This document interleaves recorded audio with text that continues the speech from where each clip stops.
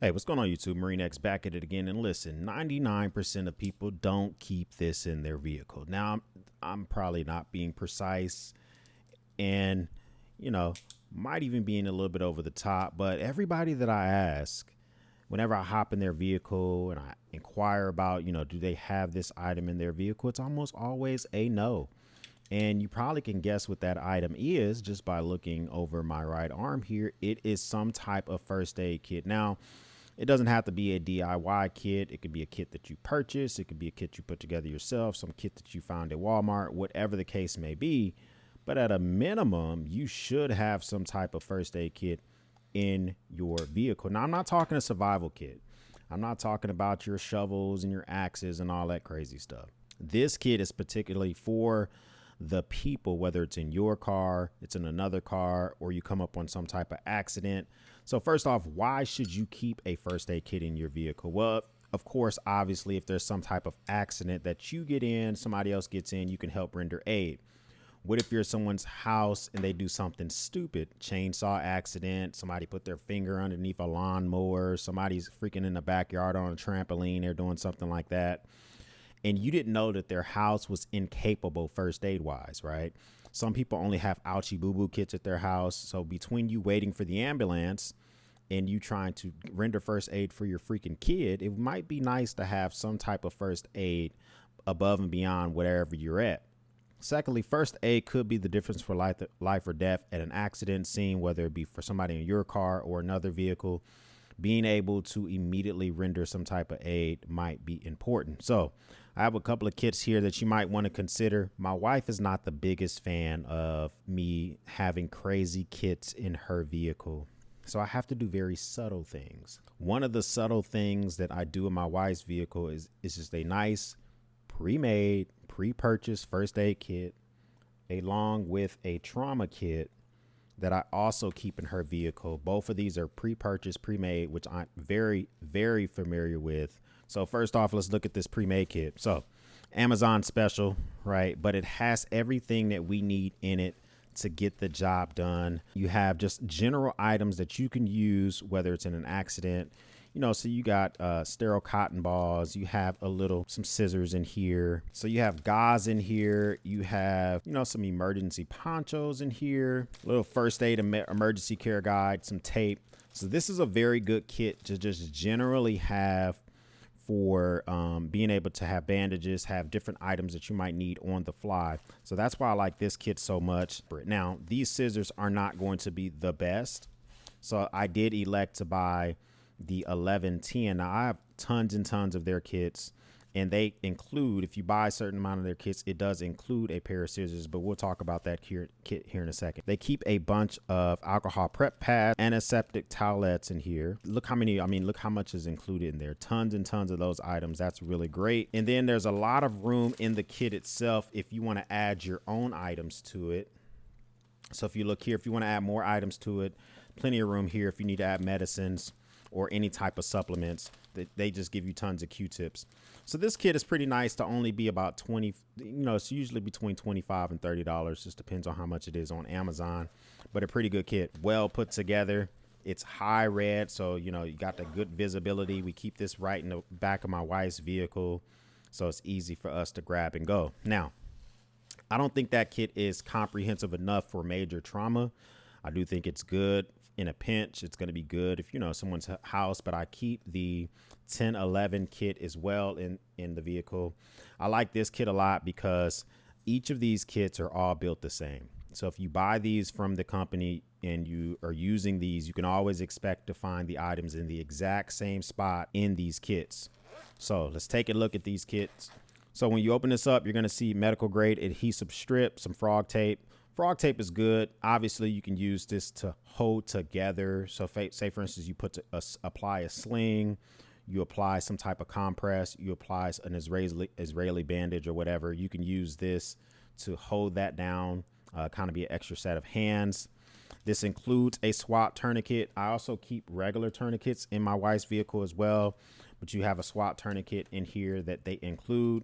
Always kept in the same spot of their kits. Very nice glove kit that you can apply, keep these on, keep the blood off yourself, and also just keep yourself from contaminating a wound whenever you're trying to treat someone. They also include a quick clot bleeding control. This is going to be really good. So say, for instance, you have a large cut. I had a buddy that was camping recently, cut himself with an axe, bust one of these open. You can put this directly into the wound and then put some of that frog tape on there and try to stop the bleeding, or at least soak up as much blood as possible. In the very back of the kit itself includes a chest seal. Now, my advice to you would be they include 2 chest seals.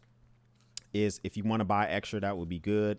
This is going to be good for obviously a gunshot wound, but also the exit part of a gunshot wound or something like that. So keeping something like this for entry and exit is awesome. So all of their kits are built the same way. It just depends on which one that you purchase. Now, this is their kit that has an entire rip away back panel that rips away. So you actually mount this up. This is mounted up in the back of my wife's vehicle, and you can rip this entire part out and take it with you just in case you need it wherever you want it. And then you can grab the scissors, use those as you see fit. So this kit comes in at $146. It is a little bit pricey, but the reason I like it so much is it's well built. Everything in here is made in the USA. They're all built the same. And this pouch is reusable. You can refill it. You can always add to the items. So I'm a big fan of these 1110 kits. So if you want to just also keep it relatively inexpensive, you can also just buy another cheapo kit from Amazon. They sell tons of these, and you can get this one for about $30 as well. Just showing you the different options that you can keep in your vehicle. Now, this one has a lot more survival-esque type of items in it. So you see fire starting gear, some paracord, and you see fire strikers. Whenever I see this in a med kit, right? So this was sold on Amazon as a med kit. It just leads me to believe that it doesn't have the best med kit components ever, but it's still just a good option to have. So most of the med kit components are kept at the top. So we get in here. They have some gauze, some examination gloves, some bandages. So I'm not the biggest fan of these kits.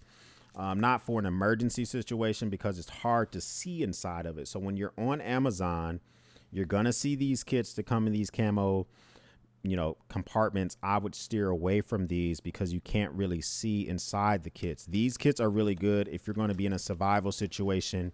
You can deploy the entire kit, open it up and see what's inside. But it still has similar items, alcohol prep pads. It does have the sterile gauze. It has a bunch of Band-Aids. It has more gauze here at the top. It has bandages, more dressings. So, this is the type of kit that I would only purchase and I would keep in a survival kit that I know I can take this with me, deploy it at a campsite or something like that. Not necessarily grabbing in an emergency situation like a car crash. This is going to be too hard to dig through, but you always got an option. This thing comes in around the $30 mark. I'll link any of this stuff up below just in case you are interested because you like the way this looks. This also has an entire rip away function. So here on the back, this entire part will rip away. So you can mount this up and take the entire pouch with you, rip it away. If you want to, you can buy this and just cannibalize it and then build it out how you see fit. Last thing I wanted to show you for the pre-built kits is 1110's kit that does not rip away. So they have kits that also are MOLLE capable as well. So the MOLLE kits that have MOLLE straps instead of rip away are $122. The ones that rip away are $146. And this also does not include scissors with these kits. So, but the kits themselves are still built the exact same way. So if you take a look here, you still have the frog tape, you still have a SWAT tourniquet, you still have the gloves, Israeli bandage, you still have the chest seal for sunken chest wounds. So you still have all the same items. Missing out of this is the scissors. So if you want to buy this and just save a little bit and then buy scissors yourself, you can buy some scissors like this. You can also buy the Leatherman Raptor tool, which we'll talk about here in a second. So this is a kit that I keep for when I am riding on any of a bike or my one wheel. This usually is attached or brought with me as well. So, 1110 makes awesome kits. Now, say for instance, you do want to just buy one of these pre-made kits and then supplement it a little bit. My advice to you would be, first of all, if you do buy any of these kits, you need a way to help evac yourself, because if you do get in some type of accident, you might not be immediately able to get out of your seatbelt or get out of your vehicle. I prefer high quality tools when it comes to things that are going to get me out of a pinch. The Leatherman Raptor rescue shears are incredibly awesome set of, at the end of the day, they're rescue scissors. They have a glass breaker, which is more than capable on the tip. So you can actually completely palm this and use the glass breaker. They also include a seatbelt cutter, which completely locks out. You can hear that. And it has a liner lock here. So if you lock the seatbelt cutter out, you can actually use this to rip away at a seatbelt, which is more capable than some other devices. The shears themselves are super sharp. They're going to be able to cut through many different types of clothing. And they also include a little bit of ruler on here that has centimeter measurements, but they fold down compact, and they come in their own little sheath here that you can mount in your vehicle, or you can keep on your belt, or whatever the case may be. Now, these things can be pricey. These are $89 normally on Amazon. They usually run around that mark, and they usually don't really drop down too much from that, but they come in multiple colors.